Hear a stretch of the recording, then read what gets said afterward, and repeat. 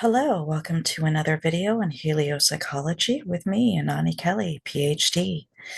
This particular video is going to focus on the axial age and the Homeric minimum, spirit, philosophy, religion, creativity, and change. And to recap, it's all about the energy.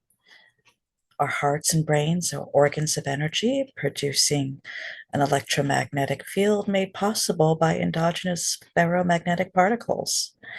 The suprachiasmatic nucleus in our brains also is a big filter of light and determines how that light is going to interact with our bodies. We have brain waves, we have heart rate variability that both react to solar and geomagnetic activity. Our minds and bodies respond to external electromagnetic fluctuations. And again, today's focus, the axial period and solar minimum. So, what is the axial period? This is a really fascinating period of philosophical, spiritual, and civilization development. This occurred between 800 to 200 BCE, or before the Common Era, and the peak was around 500 BCE.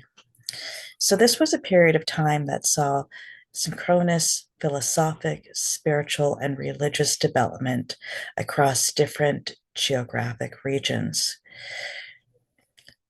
During this time, we saw the rise of the Buddhist philosophies. We saw Confucius hit the scene. We saw Plato hit the scene. And these individuals, these areas, they did not have communication with each other. And this was around the globe that we saw these different philosophical and spiritual and religious traditions developing, coming to the fore, and changing the society in which they were in. Karl Jaspers coined the term the axial period, and he is noted as saying that this period was a deep breath, bringing the most lucid consciousness. You can find that quote in his book, The Origin and Goal of History, Chapter 5, Paragraph 3. Vladimirsky said that the axial period was the most grandiose burst of spiritual activity in world history. And you can find that in Space Weather and Burst of Creativity, Axial Age, a view from the 21st century, in Atmospheric and Oceanic Physics. So, what are grand solar minimums? These are prolonged periods of lower solar activity, sunspots, solar magnetic fields, and total irradiance. And these periods can last for a few hundred years or more. The Homeric grand solar minimum theoretically lasted for a few hundred years. There is some debate about the time, and it may be part of an even larger cycle of grand solar minimum. However, during grand solar minimums, we do have more incoming galactic cosmic rays. Now, GSMs, grand solar minimums, over the past 1,500 years was the Maunder minimum, the Dalton minimum, the Wolf minimum, the Spohr minimum, and the Oort minimum.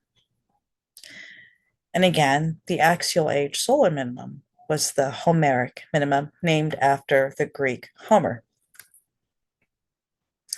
So we do see this over time and over history, that the individuals have done the research on history with rises in civilization and falls in civilization.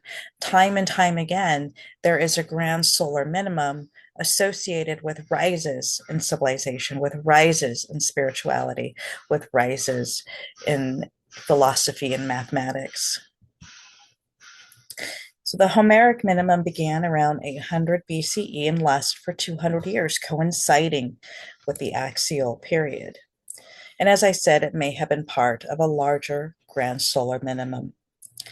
Now, it's interesting that it also coincides with the Sterno-Etruria excursion. This was a period of time when Earth's magnetic field was far weaker. And you can kind of compare that as well to the Lechamp excursion which was around 40,000 years ago. Now, during the Lachamp excursion, again, the Earth's magnetic field was far weaker, but we saw a rise in cave paintings and cave art and also in petroglyphs.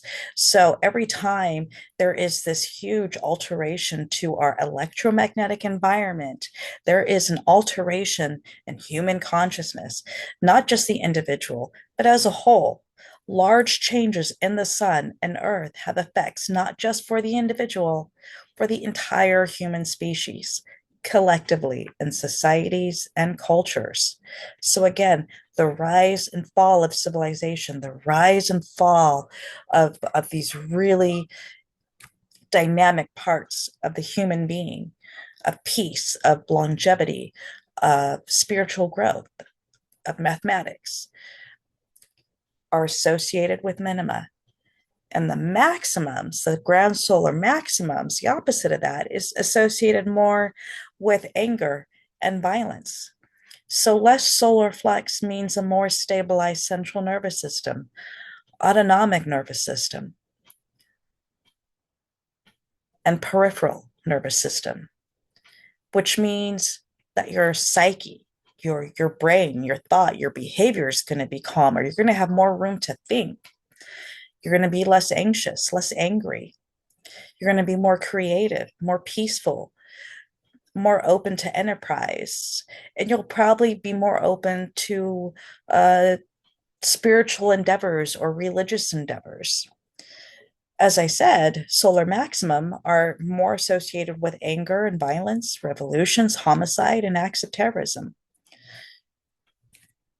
So, one of the things up for debate right now is whether or not a new grand solar minimum is coming. We just don't know that. Okay. There are many researchers who are saying that there is one coming that may start around 2030 and last for what, 20 years, 30 years, 50 years. It really depends on who you're reading.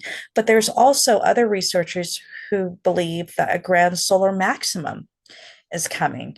Now, some of the researchers who believe that grand solar minimum is coming also thought that this cycle that we are currently in would be less active, that we would see a very low active period for our maximum phase of the cycle. But that has not been the case. So far, some of the researchers who say a GSM is coming, a minimum is coming, their prediction for solar cycle 25 has not been accurate. As much as we know about the sun, there's still a lot we don't know. And anybody who claims to know exactly what the sun is doing is probably incorrect. So, again, as with my previous videos, why or why not? Why do some of us feel solar activity or geomagnetic activity more than others, or not at all? It could be due to your biological sex. Half the population is different from the other half by virtue of biological sex. It might be your age. It might be illness, especially central nervous system and autonomic nervous system disorders, such as MS or cardiovascular disorders. Are you taking medication? Do you live near magnetically active regions? Do you live above or below the 42nd parallel? Those can have ramifications for how much or how little you may experience SGMA. So again, in the works, as I have said in my previous videos, I am working on an app. I still need to update it in order to get it rolled out to the public. And here's one iteration which I do not like, which I've discussed in my previous videos. I'm not going to get into it again. This is the one I like the most. But again, I am broke. And in order to get this app out to the public, I do need to upgrade. And I cannot do that presently. If you are interested in using this app and having this app, and this app would track your mood, your sleep, your dreams concurrently with solar activity, and then run it through a multi-factor correlational analysis to see how much you and your mood and your sleep and your dreams correlate to space weather. If you would like to have this app rolled out, please consider donating, and I will get it out there. Future videos will include the hows and whys of heliopsychology, how to read the sun, discussions of relevant research, updates on solar activity, and answering questions from viewers. I am not monetized. So if you would like to see more videos like this one, please like, subscribe, and comment.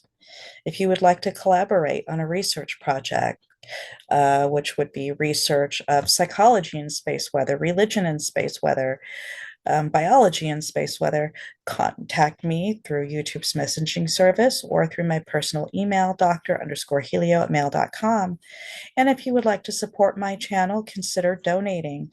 And that's my channel, research.